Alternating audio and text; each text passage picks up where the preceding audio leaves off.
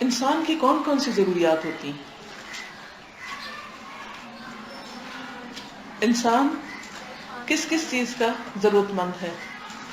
Material, spiritual, یعنی کچھ ہماری جسمانی ضروریات ہوتی ہیں، ہماری فزیکل باڈی کو کچھ نیڈز ہیں، کچھ ہمیں ہماری ذہنی ضروریات ہوتی ہیں، کچھ اسپرچل ہوتی ہیں، کچھ ایموشنل ہوتی ہیں.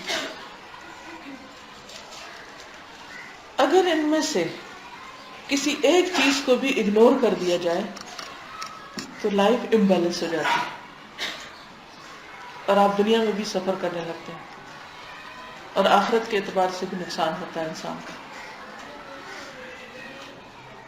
فزیکل نیڈز کیا ہیں ہماری؟ کھانا، سونا، نہانا دھونا، ہوا، پانی، ایکسرسائز، یہ سب کچھ کیا ہے؟ ہماری فزیکل نیڈز ہیں. اگر یہ نیڈز ہماری اعتدال کے ساتھ پوری ہوں تو ہم ہیلدی ہوتے ہیں. جہاں ہم نے ان کو اگنور کیا ہم بیمار پڑ جاتے ہیں. دوسری ہماری ذہنی ضروریات ہیں، پڑھنا لکھنا، ذہن کو ترقی کرنی چاہیے. اگر ذہن کو زنگ لگ جائے، آپ کچھ زندگی میں سیکھنا ختم کر دیں تو ذہن کو زنگ لگ جائے گا. مثلا ہمارا دین تو ہمیں یہ بتاتا ہے کہ ہم کچھ نہ کچھ سیکھتے رہیں. وَقُلْ رَبِّ زِدْنِي عِلْمًا، علم کی حرص ایسی ہے جو کبھی بھی ختم نہیں ہونی چاہیے. وہ اسی لیے تاکہ ہم ذہنی طور پر نشو و نما کرتے رہیں، ترقی کرتے رہیں. اگر وہ نیڈ کم ہو جائے گی، ہم پڑھنا لکھنا چھوڑ دیں گے تو کیا نقصان ہوگا؟ ہمارا ذہن کس چیز کی آماج گاہ بن جائے گا؟ شیطان کی، پریشانیوں کی، فکروں کی، ہم غم، ذہن پورا گندا ہو جائے گا. کیونکہ جس لیے اللہ نے انسان کو دماغ دیا، عقل دی، وہ تو استعمال ہی نہیں ہو رہا. جس کی وجہ سے اس کی سب حیوانات پر، جانوروں پر، باقی مخلوق پر فوقیت ہے، وہ تو اس نے بیکار کر کے رکھ دیا. تو سخت قسم کے ڈپریشن کا شکار ہوگا، زندگی پریشانیوں میں گر جائے گی اور اللہ کے یہاں بھی پوچھ ہوگی کہ نعمت دی تھی کس لیے دی تھی؟ سوئے رہو؟ نہیں، کچھ کرنا ہے. تو ہمیں ہر روز کچھ نہ کچھ نیا مزید سیکھنا ہے، گرو کرنا ہے. اور اس میں کوئی ایکسکیوز نہیں ہونی چاہیے کہ اچھا ابھی تو ہم بچے ہیں اور ابھی ہم بوڑھے ہیں اور ابھی ہماری شادی ہو گئی ہے اور ابھی ہمارے بچے پیدا ہو گئے ہیں اور ابھی ہمارے سسرال کے بڑے مسئلے ہیں، اس لیے ہم ذہنی طور پہ کچھ نہیں کر رہے. اگر آپ نے نہ کیا، فطرت آپ کو خود سزا دے گی، اندر سے سزا شروع ہو جائے گی اور آپ ایک بے چین اور بے برکتی زندگی گزاریں گے. اور اس کا حل یہی ہے کہ آپ اپنے آپ کو، آپ کچھ نہ کچھ ضرور سیکھیں، کوئی بھی نفع مند علم. خیر سب سے زیادہ بہترین تو قرآن مجید کا ہے، اور وہ بھی ایک دفعہ سیکھنا کافی نہیں، اس کی دہرائی بڑی ضروری ہوتی ہے، کیونکہ تو گائیڈنس ہے نا، اور گائیڈنس کی ہمیشہ ضرورت رہتی ہے. اسی طرح ہماری کچھ اسپرچل نیڈز ہیں. اسپرچل نیڈز کس طرح پوری ہوتی ہیں؟ کیا کرنا ہوتا ہے اس کے لیے؟ دعائیں مانگتے ہیں، ذکر اذکار کرتے ہیں، قرآن مجید کی تلاوت کرتے ہیں، اور نماز پڑھتے ہیں. گڈ. یعنی جتنے بھی ذکر اذکار عبادات کے کام ہیں وہ ہماری اسپرچل نیڈز کو پورا کرتے ہیں، روحانی ضروریات کو پورا کرتے ہیں. پھر ہماری کچھ ایموشنل نیڈز ہوتی ہیں. اچھا، کئی لوگ ایسے ہوتے ہیں کہ جو بہت پڑھے لکھے، بہت انٹلیکچوئلز ہوتے ہیں، فزیکلی بھی بڑے فٹ ہوتے ہیں، لیکن اسپرچولی بالکل ویک ہوتے ہیں. کبھی انہوں نے کوئی نماز روزے کی طرف توجہ نہیں دی ہوتی، وہ بھی امبیلنس، غیر معتدل زندگی بسر کر رہے ہوتے ہیں. الٹیمیٹلی کیا ہوتا ہے؟ نقصان اٹھاتے ہیں. پھر ہماری ایموشنل نیڈز ہیں. ایموشنل نیڈز کیا ہیں؟ ہم کسی سے محبت کریں، کوئی ہم سے محبت کرے، ہم ایک دوسرے سے ملیں جلیں، ہم ایک دوسرے کو مل کر خوش ہوں، سوشلائز کریں. اچھا، کچھ لوگ ایسے ہوتے ہیں کہ انہیں کھانا پینا، سونا، نماز، روزہ، ذکر اذکار، ہر چیز بھولی ہوئی ہوتی ہے، وہ صرف ایموشنز کے پیچھے دوڑ رہے ہوتے ہیں.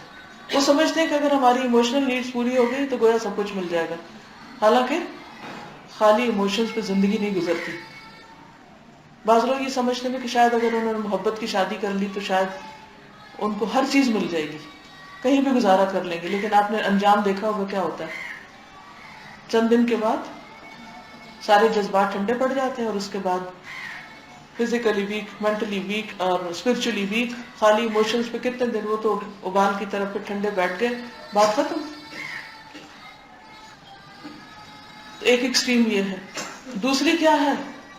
کسی سے ملنا جلنا نہیں، بس پتھر کے پتھر، نہ کسی سے محبت کرتے ہیں نہ کرواتے ہیں. آپ صلی اللہ علیہ وسلم نے کیا فرمایا کہ اس شخص میں کوئی خیر ہی نہیں کہ جو نہ کسی سے محبت کرے اور نہ کوئی اس سے محبت کرے. فی من لا یألف ولا یؤلف.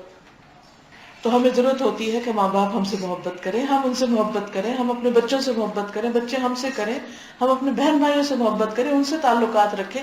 اسی لیے تو صلہ رحمی کا اتنا درس دیا گیا اسلام میں کہ رشتوں کو جوڑ کے رکھیں، کیونکہ خون کے رشتوں کی اپنی ایک وقت ہے. اگر آپ ان کو اگنور کریں گے تو آپ کی جذباتی ضروریات پوری نہیں ہو سکتی. عام طور پر ہم ماں باپ کو تنگ کرتے ہیں، بہن بھائیوں کے ساتھ کوئی ہمارا کانٹیکٹ نہیں ہوتا، رشتہ داروں سے ہم ہارڈلی کبھی ملتے ہیں، پرواہ نہیں کرتے، اور ساری کی ساری ہماری توجہ کس پہ ہوتی ہے؟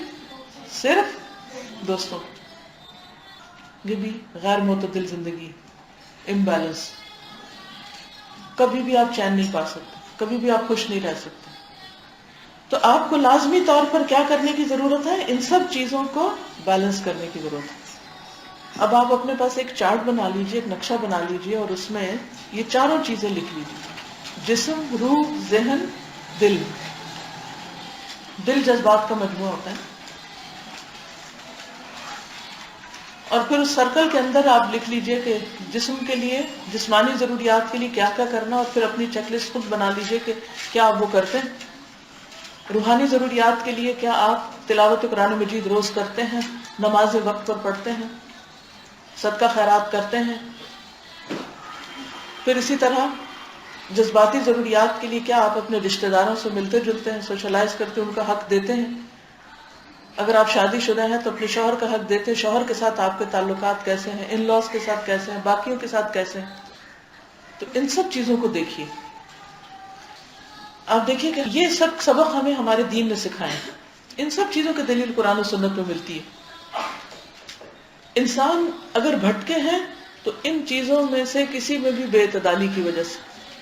مثلاً آپ دیکھیے کہ اگر کوئی شخص صرف کھانے کا شوق رکھتا ہے اور کھا کر صرف اس کو سونا ہی آتا ہے، یا پھر صرف باڈی بلڈنگ کر رہا ہے تو پہلوان بنتا جا رہا ہے، اور پہلوان بن کے مقابلے میں تو ہو سکتا ہے جیت جائے، کوئی انعام حاصل کر لے، مگر وہ کوئی نارمل لائف تھوڑی ہے. کچھ اور کرنے کے قابل تو پھر نہیں رہتے جب ہم اپنے جسم کو ضرورت سے زائد بڑھا لیتے ہیں، اللہ یہ کہ کوئی مقصد ہو.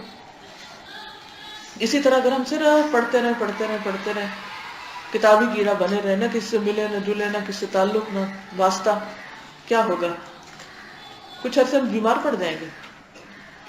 اب دیکھیں دنیا میں بڑے بڑے فلاسفرز گزرے ہیں، بڑی بڑی انہوں نے بحثیں کی، ہر چیز کو منطق پہ پرکھا، حتیٰ کہ خدا کا انکار بھی کر بیٹھے. سقراط بقراط کو آپ دیکھیے کیسا کیسا نام کمایا، لیکن انجام کیا ہوا؟ کامیاب زندگی تو نہیں. پھر اسی طرح اگر کوئی شخص صرف اسپرچل لائف گزارنا چاہتا ہے اور وہ شادی بھی نہیں کرتا اور جنگلوں میں نکل جاتا ہے، رہبانیت اختیار کرتا ہے، دس از آلسو گوئنگ آسٹرے. آپ بھٹک گئے. ضالین اسی لیے تو کہا گیا کہ سیدھے رستے سے ہٹ گئے، کیونکہ ایکسٹریم پہ چلے گئے، اپنی باقی ساری ضروریات کو کرش کر دیا، جسمانی یا ایموشنل، جذباتی، ان سب چیزوں کو. اسی طرح کچھ لوگ جذبات کی رو میں بہہ گئے اور انہوں نے محبت میں بڑا نام کمایا، لیلا مجنو کے قصے اور اسی طرح کی بے شمار لوگ کہانیاں. انجام کیا ہوا؟ کیا وہ کامیاب لوگ تھے؟ ان کی پیروی کی جا سکتی ہے؟ تو اب دیکھیے کہ ہمارے دین نے ہمیں، یہاں ہمارا دین آ جاتا ہے. اب وہ ہمیں عقل کے استعمال پر لعلکم تعقلون، لعلکم تتفکرون کے اوپر قرآن مجید میں بار بار توجہ دلاتا ہے. عقل کے استعمال، رب زدنی علما، علم کو سیکھنا سکھانا، یہ سب چیزیں کتنی فائدہ مند ہیں. صرف دینی علم کی بات نہیں کی کہ نفع مند علم کی، کہ جس سے انسان کی دنیا آخرت کو کچھ فائدہ ہو. پھر اسی طرح جذباتی ضروریات، اس پر آپ دیکھیے کہ کتنی بہترین تعلیمات ہیں. شادی کو عبادت قرار دیتا ہے ہمارا دین.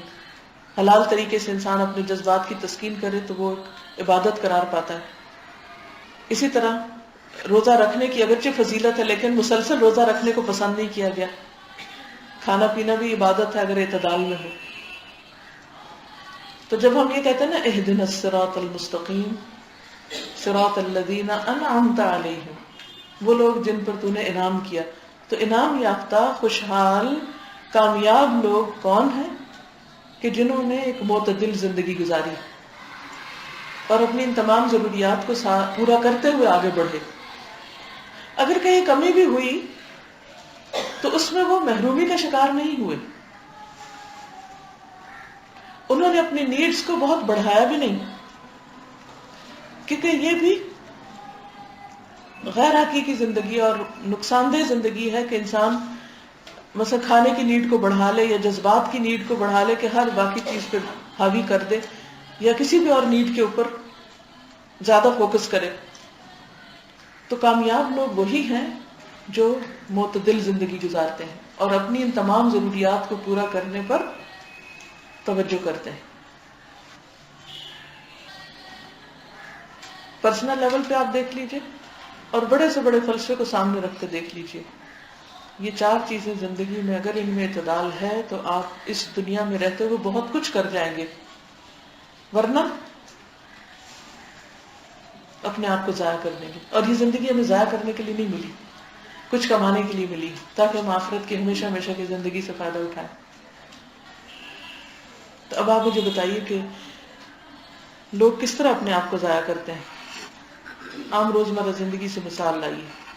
اب آپ دیکھیے کہ ہمارے معاشرے میں کیا ہو رہا ہے۔ بعض اوقات ایموشنز میں آ کے صرف وقتی خوشی کے لیے کہ شادی زندگی میں ایک بار ہوتی ہے، لوگ ہزاروں روپیہ خرچ کرتے ہیں، اسراف کرتے ہیں، حالانکہ ان کی استطاعت نہیں ہوتی۔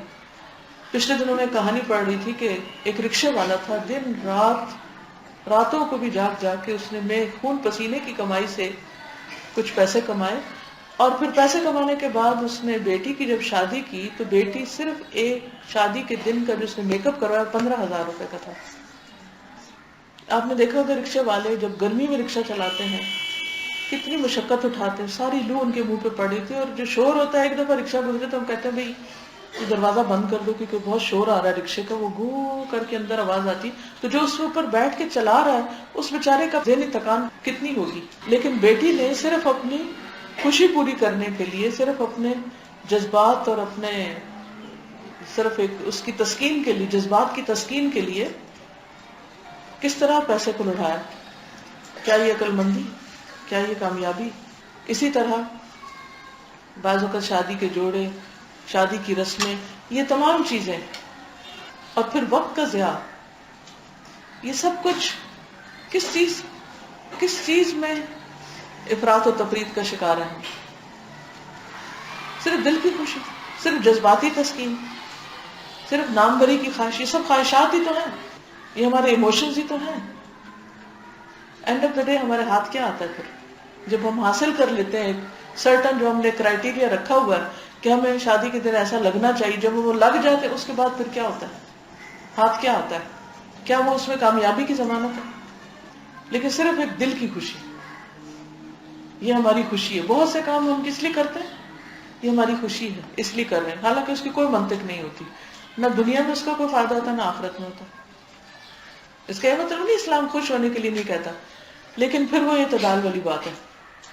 بظاہر لگتا ہے خوشی کے کام ہے لیکن کرنے کے بعد ہمارا دل کبھی بھی خوش نہیں رہتا۔ وقتی طور پر ایک جذباتی کیفیت میں جیسے کسی کو نشہ ہوتا ہے نا، وہ نشہ جب اترتا ہے تو پھر کیا ہوتا ہے؟ خوشی کہاں جاتی؟ چلی جاتی، جو لوٹ کے بھی نہیں آتی۔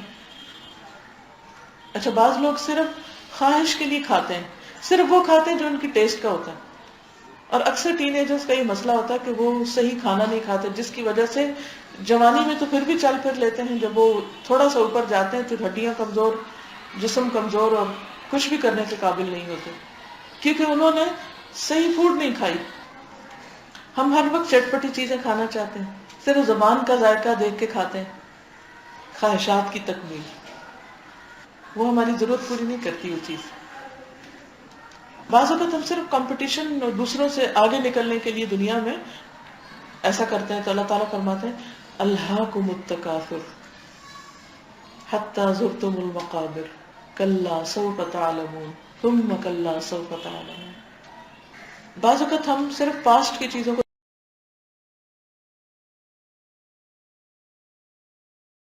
دہراتے رہتے ہیں، بعض اوقات صرف فیوچر کے بارے میں غمگین رہتے ہیں، اور ان غموں کو بھولنے کے لیے ہم بیکار قسم کے کام کرتے رہتے ہیں. جب کچھ کرنے کا نہیں ہوتا تو فوراً جا کے یا کمپیوٹر پہ بیٹھ جاتے ہیں یا ٹی وی کھول لیتے ہیں، وہ بھی کیا اپنے آپ کو صرف ذہنی طور پہ بھلانے کے لیے کام کر رہے ہوتے ہیں، اور نتیجہ کچھ بھی نہیں نکلتا، سولوشن تو نہیں آتا اس سے کوئی، اور بعد میں کسی کام نہ آئے. دیکھیں بحیثیت عورت کے اگر ہمیں اپنی ذمہ داریوں کا پتہ ہی نہیں اور انہیں نبھانا نہیں آتا، ایک عورت کی کتنی حیثیتیں ہیں بتائیے. بیٹی، سب سے پہلے بیٹی ہوتی ہے نا، پھر بہن، بیوی، پھر ماں، یوں درجہ آگے سے آگے جاتے ہیں. بیٹی کی حیثیت سے ہماری کیا ذمہ داری ہے ہمیں پتہ ہونی چاہیے. لیکن عموماً یہ ہوتا ہے کہ ماں باپ ہمیں لاڈ کرتے ہیں، لہٰذا ہم ان ذمہ داریوں کا نام بھی پورا کریں، سوئے پڑے رہیں، کام نہ کریں، کام چل جاتا ہے. اس کے بعد نیکسٹ آتا ہے بہن. عام طور پہ بہن بھائی سے ہم مقابلہ کر کے اپنی مرضی کر لیتے ہیں، یہاں لگ گئی لکیر، یہاں اگر ہم کامیاب ہے ناکام ہے کوئی ڈزنٹ میٹر. اگلا اسٹیپ آتا ہے بیوی اور ماں بننے کا.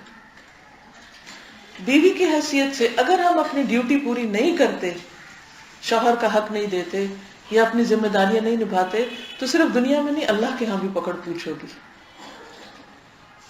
پھر جب ماں بن جاتی ہے ایک عورت، اگر اس کو بچہ پالنا ہی نہیں آتا، اس کی تربیت ہی نہیں کرنی آتی، تو وہ کہاں سے کامیاب ہوگی؟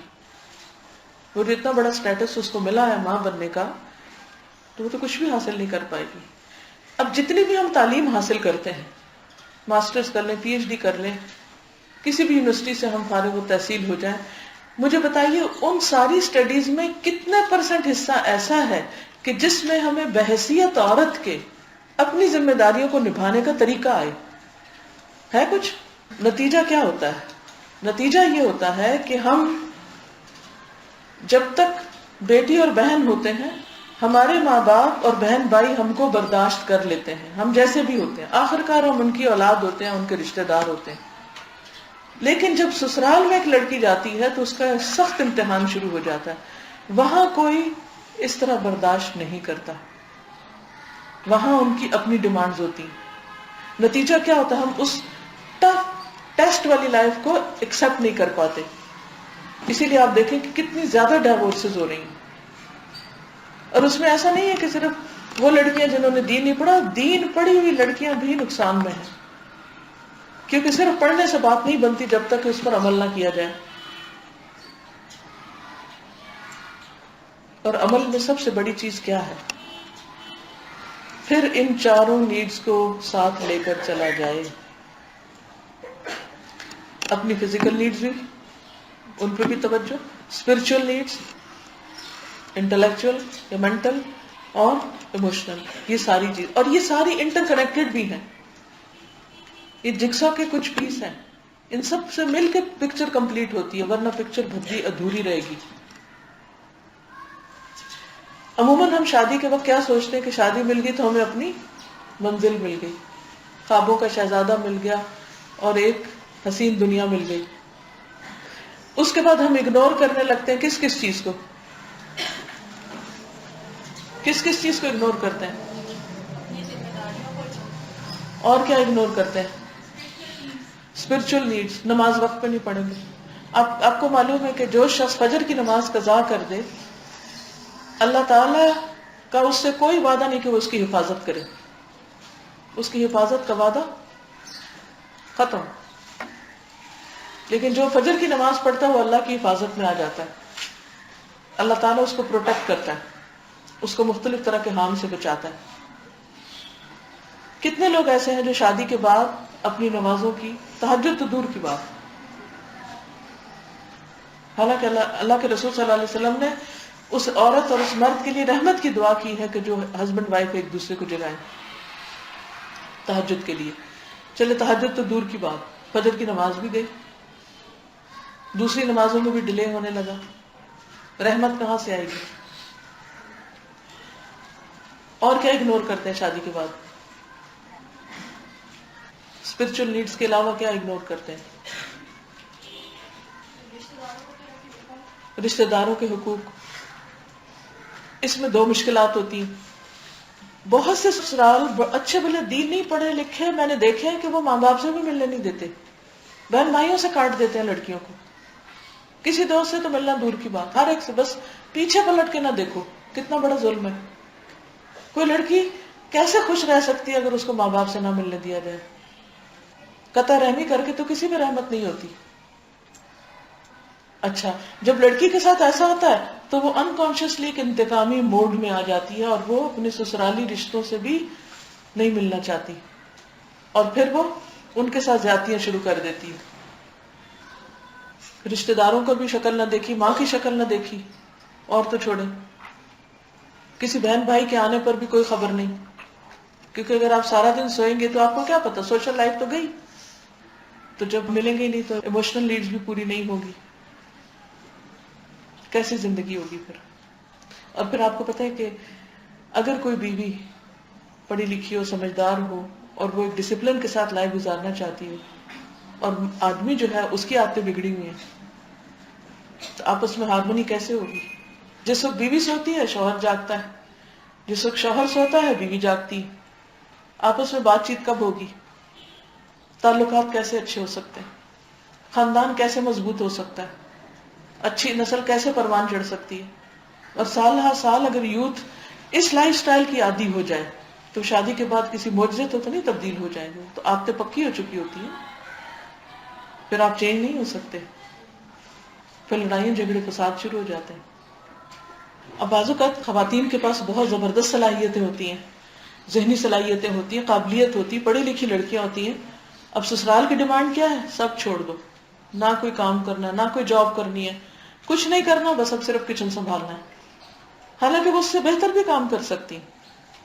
کچن سنبھالنا عورت کی طرف سے ایک احسان تو ہے، لیکن اس کے بنیادی فرائض میں سے نہیں ہے. اب اگر وہ مینج کر سکتی ہے کہ کچن کو بھی دیکھ لے اور ساتھ کام لے لے، ڈیلیگیٹ کر دے، اور ساتھ اپنی ذہنی صلاحیتوں کو استعمال کرے، تو یہ زیادہ بہتر ہے. لیکن عموماً اس کو اس کی آزادی نہیں رہتی. نتیجہ کیا ہوتا ہے؟ وہ اتنی پروڈکٹیو لائف گزارنے والی لڑکی بالکل جب مل ڈل ہو جاتی ہے، اس کے بعد وہ فرسٹریٹ ہوتی ہے، ڈپریشن کا شکار ہوتی ہے، لڑائیاں جھگڑے شروع ہو جاتے ہیں. گھر میں کیسے خوشی ہو سکتی؟ ہمارا دین تو ہمیں سکھاتا ہے کہ کوئی فوتگی بھی ہو جائے تو 3 دن تک کیا کرو؟ سوگ مناؤ، چوتھے دن سب کام پہ جاؤ، اپنا اپنا اٹھو کام کرو، یہاں چٹائیاں بٹھا کے مت بیٹھے رہو، تاکہ زندگی کا کاروبار معطل نہ ہو. یہاں کیا کہ ایک شخص اتنا کچھ کر سکتا ہے، وہ بالکل معطل کر کے اس کو بٹھا دیا گیا، یہ کچھ بھی کرنے کے قابل نہیں رہا. جبکہ ہم دیکھتے کہ صحابیات کام کرتی تھی، ازواج مطہرات کام کرتی تھی، کسی نے بھی صرف ایسے ڈل زندگی تھوڑی گزاری ہے کہ اپنی ذہنی صلاحیتوں کو آپ زنگ لگا لو. میں چھوٹے چھوٹے کام، اور آپ کو یہ بھی پتا ہوگا کہ جتنا ہمارے پاس ٹائم زیادہ ہوتا ہے نا، اتنا ہی ہم لمبا کر دیتے ہیں کام، سارا دن پھر ہم نکلتے نہیں کچن سے. اور پھر خواہشات کی زندگی، یہ بھی کھانا ہے، یہ بھی پکنا چاہیے، یہ بھی وہ ایک لمبی لسٹ ہوتی ہے. سارا ٹیلنٹ جو ہے وہ صرف کچن میں ہی استعمال ہو جاتا ہے، اور اس کے بعد کچھ بھی نہیں. اب ایسی ماں جو خود اندر سے دکھی ہوئی ہے، نہ اس کی ذہنی صلاحیت کوئی کام کر رہی ہے، وہ بچوں کے ساتھ کیا تربیت کرے گی؟ وہ تو ایک بیمار زندگی گزارے گی. میں اپنا ایکسپیرینس شیئر کرنا چاہوں گی. ضرور آپ شیئر کیجیے. آئیے ادھر آئیے. السلام علیکم. وعلیکم السلام. میں نے 14 دسمبر 2010 کو یہاں پہ جوائن کیا تھا، اور یہ بھی شادی کا 18 ڈے تھا. میں نے شادی کے فوراً بعد جوائن کیا تھا. شروع میں مجھے بہت مشکل ہوئی تھی یہاں پہ اپنے آپ کو سیٹ کرنا، کیونکہ میری ایج بھی زیادہ نہیں تھی، اور کیونکہ میرے ہسبینڈ کی بھی ایج زیادہ نہیں ہے. مجھے یہ ہوتا تھا میں گھر کو بھی دیکھوں، یہاں پہ بھی کروں، بہت پرابلم ہوتی تھی. ٹھیک ہے، الحمدللہ آہستہ آہستہ سیٹ ہو گیا. لیکن اب بھی جو میں ایک سجیشن بھی آپ سے دوں گی، اب بھی جو مجھے پرابلم ہوتی ہے وہ اپنا ہوم ورک کمپلیٹ کرنا، خاص طور پہ جو ہم ترجمہ 7 ٹائمز کرتے اور تجوید جو ہم پڑھتے ہیں اس کو 5 ٹائمز کرنا ہوتا ہے. تجوید بھی 5 ٹائم ہو جاتی ہے، لیکن جو ترجمہ ہوتا ہے میں ہر نماز کے بعد ایک مرتبہ کر لیتی ہوں، وہ 5 ٹائم ہوتا ہے. اور میرے ہسبینڈ چاہتے ہیں کہ ان کے آنے سے کے بعد میں ان کے سامنے پڑھوں. صحیح کہتے ہیں. تو اب یہ ہوتا ہے کہ وہ آ جاتے ہیں، میں گھر جاتی ہوں آلموسٹ 3:15، وہ آ جاتے ہیں 5:15 تک. گھر جا کے کھانا کھانا میٹس کو دیکھنا اور اس کے بعد اتنا ٹائم رہتا ہے کہ میں اپنا 7 ٹائم لیسن کمپلیٹ کروں. مجھے ایک گلٹ یہ رہتا ہے کہ کبھی کر بھی لیتی ہوں اگر لیسن کم ہوتا ہے مجھے ایک گلٹ رہتا ہے کہ میں امانت پوری نہ کر رہی. آپ اس میں یہ کیا کریں کہ آپ کا گھر یہاں سے کتنے فاصلے پہ؟ 15 منٹس. جب آپ گاڑی میں بیٹھتی ہیں نا ایک دفعہ جاتے ہوئے کر لیا کریں ایک دفعہ آتے ہوئے 7 ہو جاتا ہے. چلیے اب ہم کچھ پڑھ لیں. آج ہم پڑھیں گے 224 صفحے سے کرائیٹیرین کا مسئلہ. کرائیٹیرین معیار کا مسئلہ بے حد اہم مسئلہ ہے. معیار کسی بھی چیز کا کسی بھی کام کو کرنے کا معیار کیا ہونا چاہیے, پیمانہ کیا ہونا چاہیے, کیسے دیکھیں کہ یہ چیز ٹھیک ہے یا نہیں.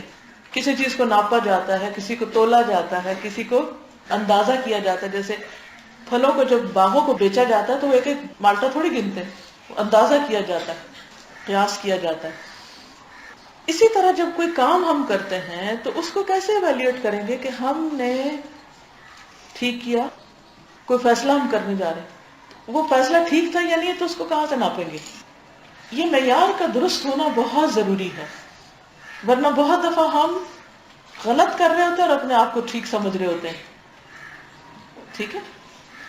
بیشتر فکری گمراہیاں یعنی سوچ کا گمراہ ہونا, اسٹرے جانا, سیدھے رستے سے ہٹنا صرف اس لیے ہوتی ہیں کہ لوگوں کے ذہن میں کرائیٹیرین واضح نہیں ہوتا, معیار نہیں واضح ہوتا.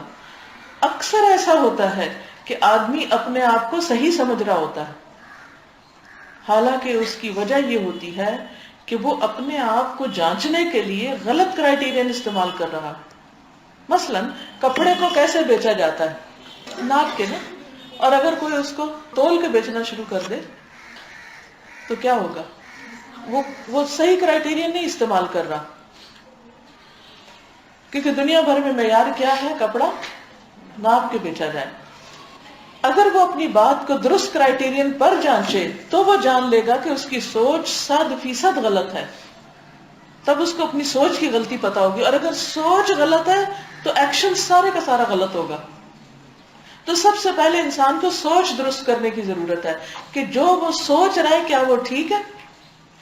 مثال کے طور پر خلیفہ اول حضرت ابو بکر رضی اللہ تعالی عنہ نے جب حضرت عمر فاروق کو امیر المومنین مقرر کیا تو بیشتر صحابہ اس رائے سے اتفاق نہ کر سکے. ان کا کہنا یہ تھا کہ عمر ایک سخت گیر انسان ہے اور سخت گیر انسان کو امیر المومنین نہیں ہونا چاہیے, اتنا سخت انسان نہیں ہونا چاہیے. حضرت ابو بکر نے اس کا جواب دیتے ہوئے کہا کہ یہ صحیح ہے کہ وہ سخت گیر ہیں, مگر سریرتہ خیر من علانیتہ, ان کا اندر ان کے باہر سے بہتر ہے. ان کا اندر باہر سے بہتر ہے, سچے ہیں, کھرے ہیں. اس سے معلوم ہوا کہ جو لوگ عمر فاروق کی امارت کے مخالف تھے, یعنی ان کے امیر بنائے جانے کے, وہ اپنی رائے کے حق میں غلط کرائیٹیرین استعمال کر رہے تھے. امیر کے لیے اصل کرائیٹیرین یہ نہیں کہ وہ سخت ہے یا نرم, یعنی جس کو بھی امیر بنایا جائے, لیڈر بنایا جائے, اس کے لیے یہ جانچنے کا پیمانہ نہیں ہے کہ وہ کون ہے, نرم ہے یا سخت ہے, سافٹ ہے یا بہت اسٹرانگ ہے. اس کے بجائے اصل کرائیٹیرین یہ ہے کہ وہ نیک نیت ہو, مخلص ہو, وہ خدا سے ڈرنے والا ہو, تقویٰ اس کے اندر, وہ اپنے اندر بصیرت کی صفات رکھتا ہو, صرف ظاہر سے چیزوں کو نہ دیکھے پیچھے بھی دیکھ سکے, وہ حق اور ناحق میں فرق کرنا جانتا ہو. اچھا آج کل ہم کسی کو بھی پرکھتے ہیں تو کس پہ, بہت سافٹ اسپوکن ہے, بڑا خوبصورت ہے, بڑا فٹ ہے, کپڑے بڑے اچھے پہنتا ہے, یہ کرائیٹیریا نا ہمارا کسی کی پرسنالٹی کو جانچنے کے لیے. اور اگر آپ نے مثلاً کسی خاص کام کے لیے کسی کو چننا ہے اور آپ صرف اس کی خوبصورتی دیکھ کے چن رہے ہیں تو فیل ہو جائیں گے, کیونکہ جس کام کے لیے آپ اس کو منتخب کر رہے ہیں اس کے لیے کرائیٹیریا خوبصورتی کوئی نہیں, اس کے لیے کرائیٹیریا کوئی اسکل ہے, اور اگر وہ اسکل اس کے اندر نہیں ہے تو آپ غلط انتخاب کر رہے ہیں. صحیح کرائیٹیرین معیار کے اعتبار سے دیکھا جائے تو معلوم ہوگا کہ خلافت کے لیے حضرت عمر فاروق کا انتخاب نہایت درست تھا, کیونکہ خلیفہ کی سب سے اہم صفت اس کا مدبر ہونا ہے, یعنی اس کے اندر تدبیر ہو, غور و فکر کی صلاحیت ہو, مینجمنٹ آتی ہو اس کو, اور یہ صفت ان کے اندر پوری طرح موجود تھی. اس کے برعکس اگر اس معاملے کو غلط کرائیٹیریا سے دیکھا جائے تو ایک شخص کہے گا کہ خلافت کے لیے عمر فاروق کا انتخاب درست نہ تھا کیونکہ ان کے مزاج میں بہت زیادہ شدت تھی. حالانکہ یہ کرائیٹیرین ہی اس معاملے میں بجائے خود درست نہیں. جیسا کام ہو ویسی ہی اہلیت درکار ہوتی ہے. اس کو انڈر لائن کر لیں. جیسا کام ویسی اہلیت.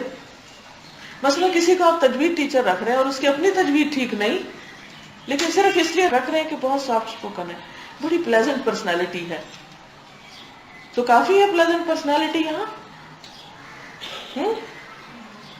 نہیں, کیونکہ تجوید پڑھانے کے لیے پلیزنٹ پرسنالٹی پلس پوائنٹ تو ضرور ہو سکتا ہے لیکن بیسک کرائیٹیریا نہیں ہو سکتا. کوئی اور مثال دیجیے. شادی کے وقت کیا کرتے ہیں ہم, انتخاب کس بنا پہ کرتے ہیں؟ نبی صلی اللہ علیہ وسلم نے کیا کہا کہ جب کوئی رشتہ ڈھونڈو تو کیا کرو, کیا دیکھو کہ خدا کا خوف ہو, اس کے اندر دین ہو. لیکن ہم وہ اسے نظر انداز کیے رکھتے ہیں, ایک طرف رکھتے ہیں. اچھا وہ دین آ ہی جائے گا بعد میں, پہلے اور چیزیں دیکھ لو. نتیجہ کیا ہوتا ہے؟ نتیجہ کیا ہوتا ہے پھر جب خدا کا خوف نہیں لڑکے میں تو وہ بیوی کا حق کیسے ادا کرے گا؟ اسی طرح بیوی کے اندر خدا کا خوف نہیں تو وہ شوہر کا حق کیسے ادا کرے گی؟ اور کوئی مثال دیجیے. جی, اگر کسی کو مینجمنٹ کے کام پہ رکھنا اور اس نے MBBS کیا ہوا اور ہم کہ وہاں بھی ڈاکٹر ہے, اس کو تو ضرور رکھ لو.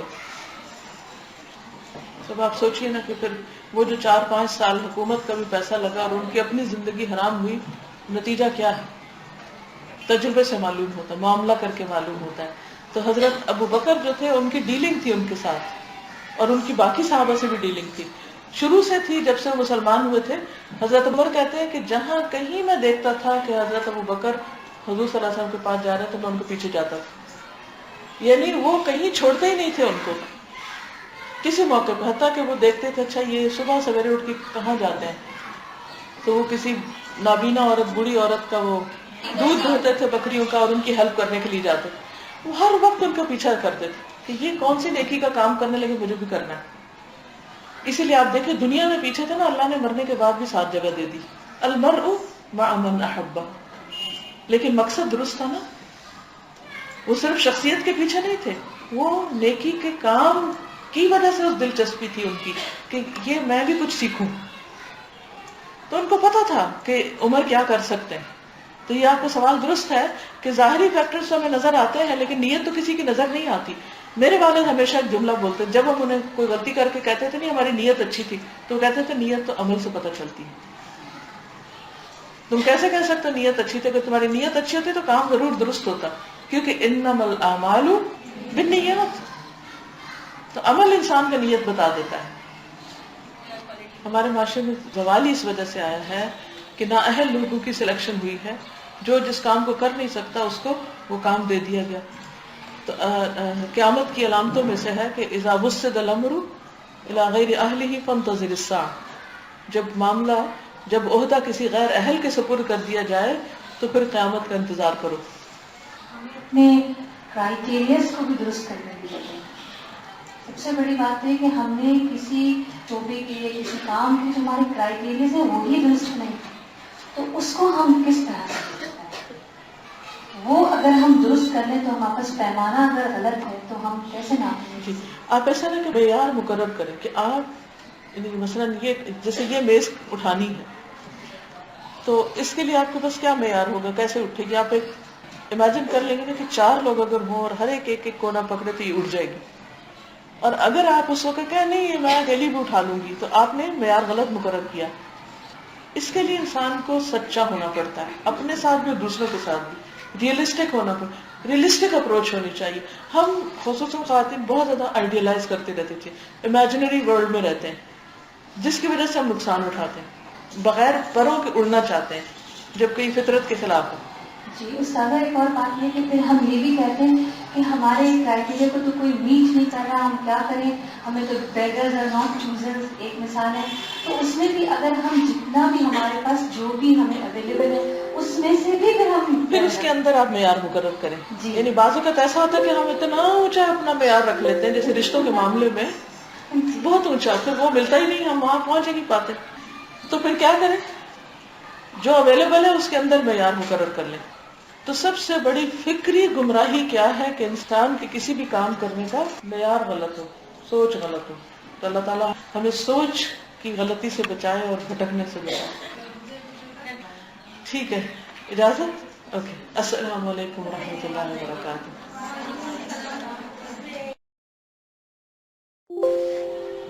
نحمده ونصلي على رسوله الكريم، اما بعد، فاعوذ بالله من الشيطان الرجيم.